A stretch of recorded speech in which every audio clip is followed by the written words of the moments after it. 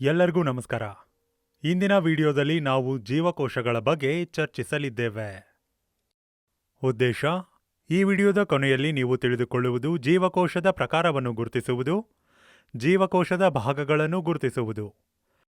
ಪ್ರಾಥಮಿಕ ಕೋಶ dry cell ಅಥವಾ ಮನೆಯ ಬ್ಯಾಟರಿ ಎಂದು ಕರೆಯಲ್ಪಡುವ ಪ್ರಾಥಮಿಕ ಕೋಶವನ್ನು ಸಾಮಾನ್ಯವಾಗಿ ಟಿವಿ ರಿಮೋಟ್ಗಳು, ಗಡಿಯಾರಗಳು ಮತ್ತು ಇತರ ಸಾಧನಗಳಿಗೆ ಪವರ್ ಮಾಡಲು ಬಳಸಲಾಗುತ್ತದೆ. ಪ್ರಾಥಮಿಕ ಕೋಶಗಳು ರೀಚಾರ್ಜ್ ಮಾಡಲಾಗದವು ಮತ್ತು ಅವುಗಳ ಜೀವಿತಾವಧಿಯ ಮುಕ್ತಾಯದ ನಂತರ ತ್ಯಜಿಸಬೇಕಾದ ಅಗತ್ಯವಿರುತ್ತದೆ. ವಿದ್ಯುತ್ ವಿಚ್ಛೇದವು ದ್ರವ ರೂಪದಲ್ಲಿಲ್ಲದಿದ್ದರೆ ಆಗ ಅವುಗಳನ್ನು ಒಣಜೀವಕೋಶಗಳು ಎಂದು ಕರೆಯಲಾಗುತ್ತವೆ. ಪ್ರಾಥಮಿಕ ಕೋಶಗಳು ಸಾಮಾನ್ಯವಾಗಿ ಹೆಚ್ಚಿನ ಶಕ್ತಿಯ ಸಾಂದ್ರತೆ ಮತ್ತು ಸಾಮರ್ಥ್ಯವನ್ನು ಹೊಂದಿರುತ್ತವೆ, ಡಿಸ್ಚಾರ್ಜ್ ಮಾಡಲು ನಿಧಾನವಾಗಿರುತ್ತವೆ, ಬಳಸಲು ಸುಲಭವಾಗಿ ಹೆಚ್ಚು ದುಬಾರಿಯಾಗಿರುವುದಿಲ್ಲ. ಕೋಶಗಳ ಪ್ರಕಾರ: ಪಾದರಸ ಕೋಶಗಳು, ಸತು ಕಾರ್ಬನ್ ಕೋಶಗಳು, ಆಲ್ಕನಿ ಕೋಶಗಳು, ವೋಲ್ಟಾಯಿಕ್ ಕೋಶಗಳು, ಸಿಲ್ವರ್ ಆಕ್ಸೈಡ್ ಕೋಶಗಳು, ಲಿಥಿಯಂ ಕೋಶಗಳು. ಮರ್ಕ್ಯುರಿ ಜೀವಕೋಶಗಳು: ಬುಧ ಕೋಶವು ಸತುವು ಅನೋಡ್, ಮರ್ಕ್ಯುರಿಕ್ ಆಕ್ಸೈಡ್ ಕ್ಯಾಥೋಡ್ ಮತ್ತು ಪೊಟ್ಯಾಷಿಯಂ ಹೈಡ್ರಾಕ್ಸೈಡ್ ಅನ್ನು ಎಲೆಕ್ಟ್ರೋಲೈಟ್ ಆಗಿ ಒಳಗೊಂಡಿರುವ ಒಣ ಕೋಶದ ಒಂದು ವಿಧವಾಗಿದೆ. ಪಾದರಸ ಕೋಶಗಳು ಕ್ಲಾರಿಯಾ ವಿದ್ಯುದ್ವಿಚ್ಛೇದದಲ್ಲಿ ಮರ್ಕ್ಯುರಿಕ್ ಆಕ್ಸೈಡ್ ಮತ್ತು ಸತು ವಿದ್ಯುದ್ವಾರಗಳ ನಡುವಿನ ಪ್ರತಿಕ್ರಿಯೆಯನ್ನು ಬಳಸುತ್ತವೆ. ಮರ್ಕ್ಯುರಿ ಕೋಶಗಳನ್ನು ಕೈಗಡಿಯಾರಗಳು, ಶ್ರವಣ ಸಾಧನಗಳು, ಕ್ಯಾಮೆರಾಗಳು ಮತ್ತು ಕ್ಯಾಲ್ಕುಲೇಟರ್ಗಳಿಗೆ ಪವರ್ ಮಾಡಲು ಬಟನ್ ಕೋಶಗಳಾಗಿ ಬಳಸಲಾಗುತ್ತಿತ್ತು. ಸತು ಕಾರ್ಬನ್ ಕೋಶಗಳು: ಸತು ಕಾರ್ಬನ್ ಕೋಶವು ಸತುವನ್ನು ಅನೋಡ್ ಆಗಿ ಮತ್ತು ಮ್ಯಾಂಗನೀಸ್ ಡೈಆಕ್ಸೈಡ್ ಅನ್ನು ಕ್ಯಾಥೋಡ್ ಆಗಿ ಬಳಸುತ್ತದೆ. ಸತು ಕಾರ್ಬನ್ ಕೋಶಗಳು ಅವುಗಳೊಳಗೆ ಗ್ರಾಫೈಟ್ ರಾಡ್ ಅನ್ನು ಒಳಗೊಂಡಿರುತ್ತವೆ. ಇದು ಸಾಮಾನ್ಯವಾಗಿ ಕಡಿಮೆ ತೇವಾಂಶದೊಂದಿಗೆ ಎಲೆಕ್ಟ್ರೋಲೈಟ್ ಫೇಸ್ನೊಂದಿಗೆ ಮುಚ್ಚಲ್ಪಡುತ್ತದೆ. ಜಿಂಕ್ ಕಾರ್ಬನ್ ಬ್ಯಾಟರಿಗಳನ್ನು ದೂರದರ್ಶನ, ಗಡಿಯಾರಗಳು, ಹೊಗೆ ಪತ್ತೆಕಾರಕಗಳು ಮತ್ತು ಬ್ಯಾಟರಿ ದೀಪಗಳಿಗಾಗಿ ರಿಮೋಟ್ ಕಂಟ್ರೋಲ್ಗಳಲ್ಲಿ ಬಳಸಲಾಗುತ್ತದೆ. ಲೆಕ್ಲಾಂಚ್ ಸೆಲ್: ಲೆಕ್ಲಾಂಚ್ ಕೋಶಗಳು ಒಂದು ರೀತಿಯ ಸತು ಕಾರ್ಬನ್ ಕೋಶಗಳಾಗಿವೆ.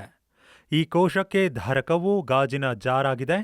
ಜಾರ್ ಅಮೋನಿಯಂ ಕ್ಲೋರೈಡ್ NH4ನ ಬಲವಾದ ದ್ರಾವಣವನ್ನು ಹೊಂದಿರುತ್ತದೆ. ಆಲ್ಕನಿ ಜೀವಕೋಶಗಳು: ಕ್ಲಾರಿಯಾ ಕೋಶಗಳು ಸತು Zn ಮತ್ತು ಮ್ಯಾಂಗನೀಸ್ ಡೈಆಕ್ಸೈಡ್ MnO2 ನಡುವಿನ ಪ್ರಕ್ರಿಯೆಯನ್ನು ಆಧರಿಸಿವೆ. ಕ್ಲಾರಿಯಾ ಕೋಶಕ್ಕೆ ಹೀಗೆ ಹೆಸರಿಸಲಾಗಿದೆ ಏಕೆಂದರೆ ಅದರಲ್ಲಿ ಬಳಸಲಾಗುವ ವಿದ್ಯುದ್ವಿಚ್ಛೇದವು ಪೊಟ್ಯಾಷಿಯಂ ಹೈಡ್ರಾಕ್ಸೈಡ್ ಆಗಿದೆ.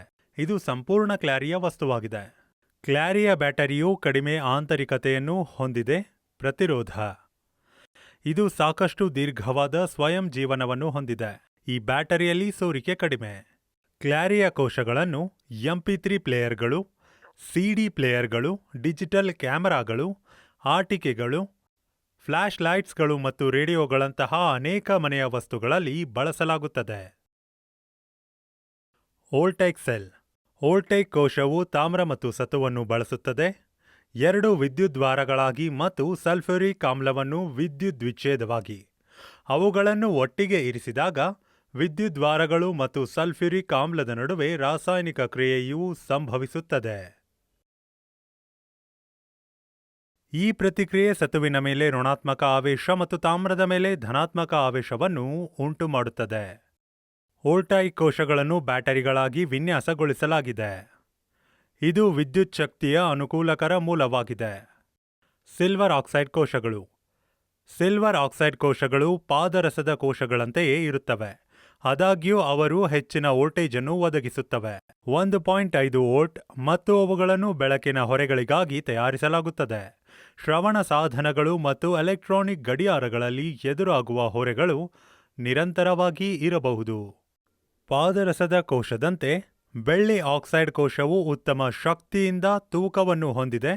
ಲಿಥಿಯಂ ಕೋಶಗಳು: ಸಾಂಪ್ರದಾಯಿಕ ಲಿಥಿಯಂ ಅಯಾನ್ ಕೋಶದ ಅನೋಡ್ ವಿಶಿಷ್ಟವಾಗಿ ಇಂಗಾಲದಿಂದ ಮಾಡಿದ ಗ್ರಾಫೈಟ್ ಆಗಿದೆ. ಕ್ಯಾಥೋಡ್ ವಿಶಿಷ್ಟವಾಗಿ ಲೋಹದ ಆಕ್ಸೈಡ್ ಆಗಿದೆ. ಇದು ವಿವಿಧ ಗಾತ್ರಗಳು ಮತ್ತು ಬಣ್ಣಗಳಲ್ಲಿ ಲಭ್ಯವಿದೆ.